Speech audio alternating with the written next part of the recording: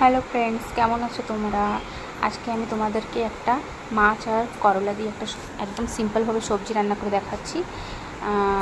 মাছটাকে হলুদ নুন মেখে ভেজে নেবে। তারপরে এদিকে একটু করলাকে কেটে হলদি আর লবণের ভিতরে একটুখানি 2-3 মিনিটের ভিতরে সেদ্ধ করে নেবে। যদি আপনাদের হাতে টাইম থাকে তো সেদ্ধ না করে লবণের ভিতরে করলাটা মেখিয়ে রেখে দেবো, ওতে ওটা ভাবতে একটু কমে যাবে। তো দেখুন আপনারা এই যে করলাটা কেমন করে কেটে নিয়েছি, আপনারা আপনাদের সুবিধা হিসাবে কেটে নেবে। আর এই যে হলদি আর লবণের জলের ভিতরে আমি এটাকে ঢেলে দিয়েছি, ঠিক আছে। তো এটাকে 2-3 মিনিটে সেদ্ধ করতে দিয়েছি। এদিকে মাছটা আমি ভাজা বসিয়ে দিয়েছি, আপনারা ঠিক আছে। আর আমি করলাতে একটু আলু রেখে তাই একটুখানি আলুও কেটে নিয়েছি। আপনারা একবার বানিয়ে খেয়ে দেখুন, খুব টেস্টি লাগে আর খুবই সিম্পল। মাছটাকে এমন লাল লাল করে ভেজে নেবেন ভালো করে, যে কোনো মাছ দিয়ে আপনি রান্না করতে পারেন। এই জন্য এটা আলু নিয়ে নিচ্ছি। আপনারা এটা ছোটো মাছ দিয়ে রান্না করতে পারেন, ছোটো মাছ দিয়ে আরও ভালো লাগবে, বেশি ভালো লাগবে। তো মাছ ভাজার তেলে যেটুকুনি মতো তেল ছিল ওর ভিতরে একটু জিরে ফোড়ন দিয়ে নিয়েছি, ওর ভিতরে আলুটা দিয়ে নিয়েছি। আর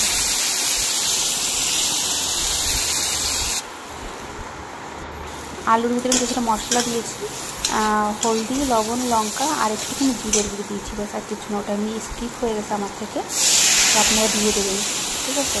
তারপরে এর ভিতরে জল দিয়ে দেবেন পরিমাণ মতন, যেটা কিনা আলু সেদ্ধ হয়ে যাবে। জল দিয়ে আমি 2-3 কোয়া রসুন একটুখানি থেতো করে রেখেছি, রসুনটাকেও দিয়ে দেবো। হ্যাঁ, ওই জলের ভিতরে কাঁচা রসুনটাকে দিয়ে দেবেন। আপনারা জরুর দেবেন, এরকম খুব ভালো লাগবে খেতে।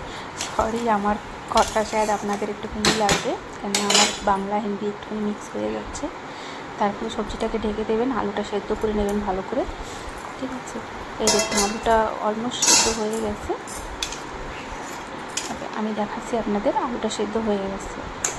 এই দেখুন আলুটা সেদ্ধ হয়ে গেছে, অল্পখানি বাকি আছে, তো ওইটুখানি হয়ে যাবে সবজির সঙ্গে সঙ্গে। এবারে আমরা যে করলাটা সেদ্ধ করে রেখেছি ওর জলটা ঝরিয়ে আমরা করলাটাকে ওর ভিতরে অ্যাড করে দেবো, পুরো করলাটা অ্যাড করবেন।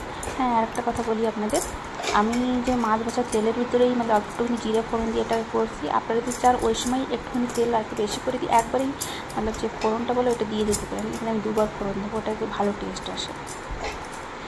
করলাটা দিয়ে দিয়েছি, করলাটা ভালো করে মিশিয়ে ওর ভিতরে আমরা 1 মিনিটের মতন ওটা একটু জ্বালিয়ে তারপরে ওর মাছটাও দিয়ে দেবো,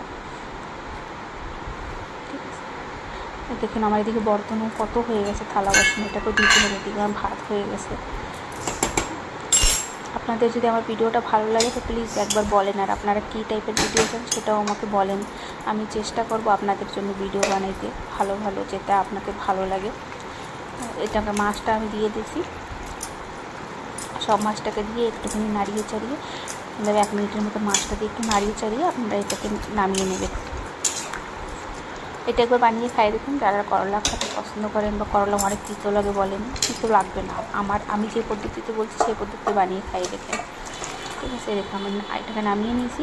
আমি যেমন আবার আপনাকে বলেছি যে মাছ ভাজা তেলের ভিতরে আর একটুখানি তেল বেশি দিয়ে আপনারা একবারই ফোড়নটা দিয়ে এটা কমপ্লিট করে নামাই নিতে পারেন। আমি 2বার করবো বললাম, সেই কড়াইতেই আমি একটুখানি তেল দিয়ে নিয়েছি। তেলটা যেমন গরম হয়ে যাবে ওতে একটুখানি জিরা দিয়ে নিয়েছি। আর এই জন্য সবজিটাকে একটু ঢেলে দেবো, একটু সাবধানে করবেন, এই সময়টা খুব ছেটে। এবারে এটাকে ঢেকে না 1-2 মিনিটের মতন একটুখানি আর একটুখানি জ্বালিয়ে নেবেন। আর ঝোলটা যদি একটু পাতলা আপনাদের পছন্দ হয় তো ঠিক আছে, আর যদি পাতলা না খেতে চাও, যে আলুটা দিয়েছি না ওটা একটুখানি ভেঙে একটুখানি ঝোলটাকে মানে গাঢ় করে নেবেন, যে যেমন আপনাদের পছন্দ। আর ঝোলও আপনারা এটা আপনাদের হিসাবে রাখবেন, কেমন চাই আপনাদের, কম বেশি, হ্যাঁ।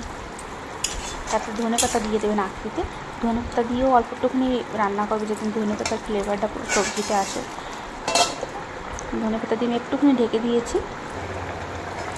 আপনারা একবার বানিয়ে খাইয়ে দেখুন, আর প্লিজ আমার চ্যানেলটাকে সাবস্ক্রাইব করেন, লাইক করেন আর কমেন্ট করেন। আপনাদের কেমন ভিডিও চাই সেটাও আমাকে বলেন, যাতে আমি করতে পারি।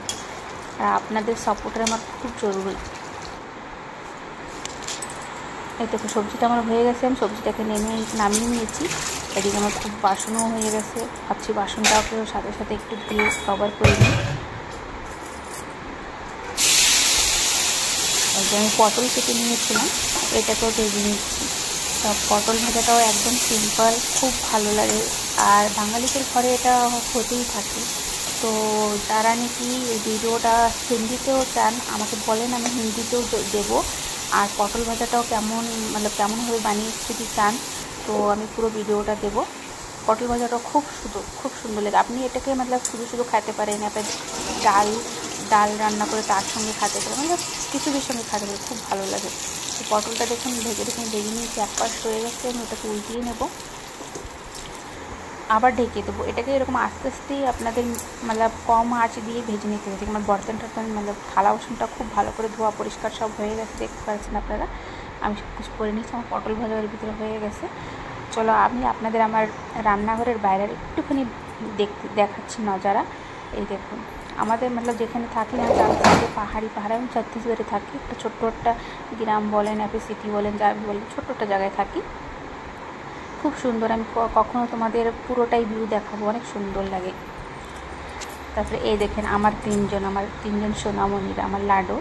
হ্যাঁ, এদের যে একটা আছে ছোট্ট, ওর নামই আমি কুকু বলে ডাকি, লেকিন কুকু শুনতে তিনজন মনে করে যে ওদের দুজন মনে করে যে ওদের সবার নামই কুকু,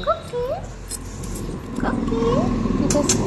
এখন ওদের কুকু বলে ডাকলে রেসপন্স করে। আর এই যে রেডওয়ালা দেখছেন না, মুখে একটু বেশি রেড, এ তো কথা বলে কথা বলে কেমন, ওর যখন মুড হয় কুকু কুকু করে গান গাইতে থাকে। তা আমি কখনো ওটাও ভিডিও আপনাদের রেকর্ড করে শোনাইব। হ্যাঁ, এরা খুব বোঝে, ডাকলেই চলে আসে, কাছে চলে আসে। তো আমার সব কিছু হয়ে গেছে, রান্না বাড়া কমপ্লিট। আমি এখন লাঞ্চটা সেরে নেব।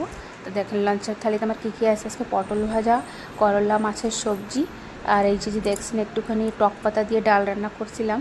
আর এটা হচ্ছে বাঁকানাজ বলে, ওল বলে, ইয়া ফির যা भी আপনারা বলেন, সুরং।